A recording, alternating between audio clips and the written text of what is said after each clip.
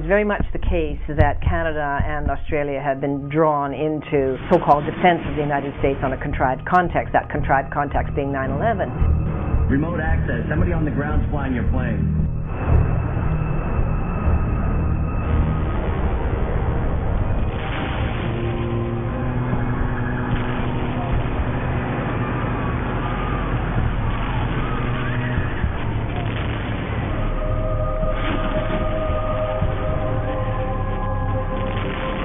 Attacks did not come from a cave in Afghanistan and bin Laden and his laptop. These attacks came from the bowels of the CIA and the National Security Agency and the Pentagon. They were state-sponsored, false flag, synthetic terrorism, cynically concocted by networks whose cruelty surpasses even Hitlerian proportions. Who you fighting for?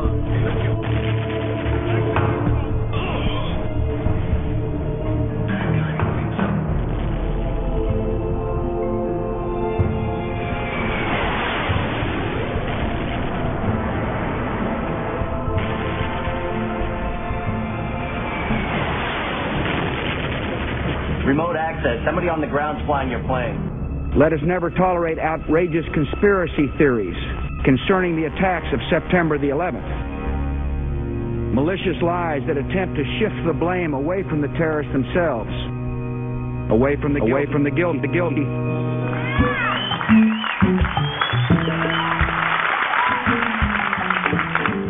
We are here today to fuel the deconstruction of the official myth.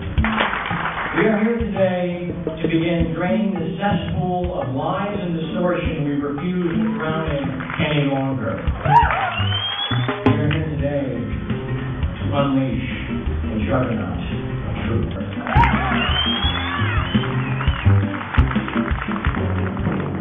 The Islamic world did not, in fact, attack the United States.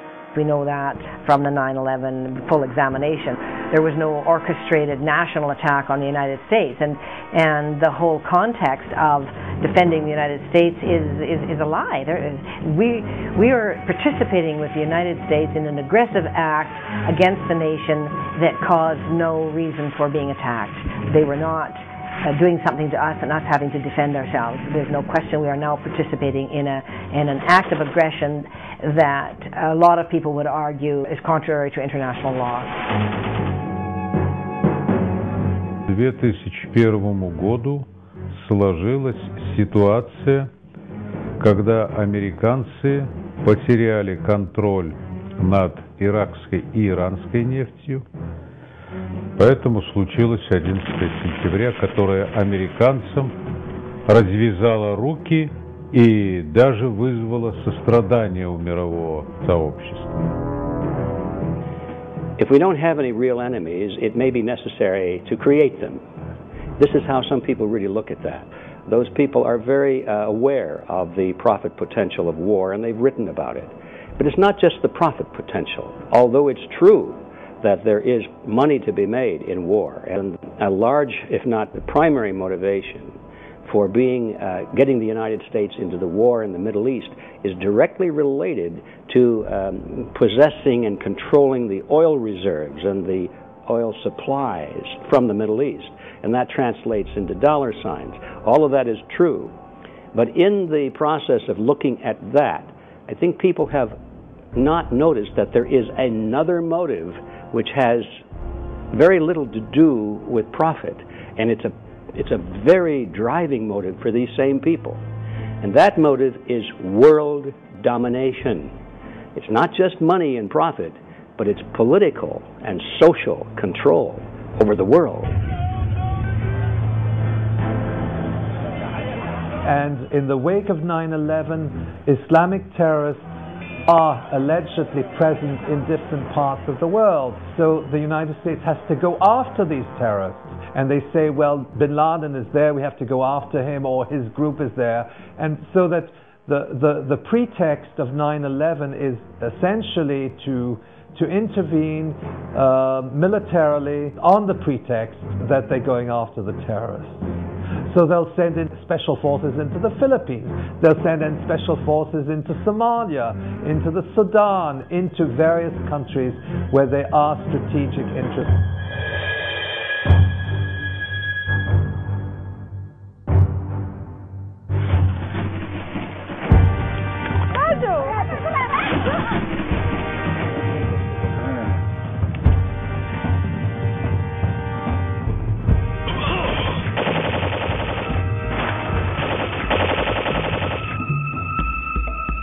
You have these very major crimes being performed by the United States government and its president. I just can't believe people will say that our president or the president of the United States would do that.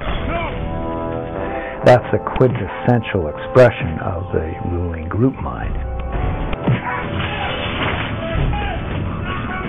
Group mind is a set of regulating assumptions that people hold in common and they never question. It's never examined, and they close out anything that invalidates them or is opposed to them.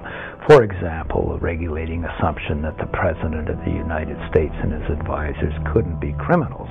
It indicates the very fact that they cannot believe because they already believe the opposite, and they assume the opposite, that he couldn't have been involved in such a major crime as war crimes and so forth. So they don't want to believe it, and they will in fact attack people who suggest such a thing. Now, who are these people? They're people who have sincerely accepted the 9/11 myth. They really believe that there's bin Laden and Al-Qaeda, that this is a formidable organization, that it wants to kill them, it has the means to kill them, it has the technical ability to kill large numbers of people in the United States, and that they're coming after you unless some force prevents them from doing it. And that is, of course, the essence of Bush's appeal. It is the rhetoric of fear. This notion that Muslims are militarily trying to conquer the world is utterly ludicrous, and there's just no evidence for it. It's pure, Pavlovian sort of appeal to the emotional unconscious that is incapable of rational thought. And we're prepared to buy this to protect us from boogeymen and phantoms that don't even exist. We are being sold another bill of goods, another Red Scare here. Yes, certain members of Islam would like to do away with Western civilization. These are a handful of people. This is not a formidable enemy of numbers. This is a formidable enemy of the mind, of means, of disinformation. This public relations mind control industry has grown completely out of control and is now fabricating completely illusory realities for the masses through the media. So whole artificial realities have been generated for us. And I think 9/11 was the culmination of that, the biggest single false reality that was designed in order to manipulate the public opinion that we've yet seen. It terrified people, subjected them to coercion. That is, it infantilized them and allowed the government to step in as a surrogate parent figure, which then rewrote the script of their entire reality. It eliminated civil liberties, created a quasi-dictatorial presidency in the U.S., and enabled these wars of these resource wars of imperial aggression. Remote access. Somebody on the ground's flying your plane.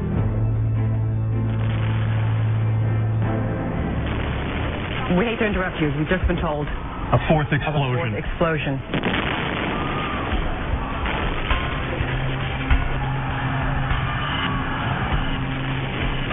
The official story is what didn't happen. That's what we know for sure, because there are physical impossibilities, there are contradictions and absurdities and anomalies in the official story that just beggar description.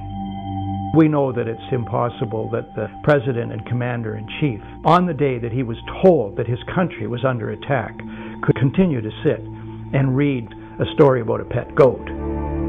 This whole behavior of government after 9/11 shows me that there must be people which brought it about.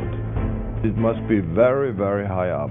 I think so. It's a covert operation, a typical covert operation where you have patsies, false flag, where you prepare everything to blame different people from the people which really did the things. but they are able to influence the public opinion in order to say, well, the Muslims are our real foes which we have to fight. And it may be accidental that these Muslims are sitting on the oil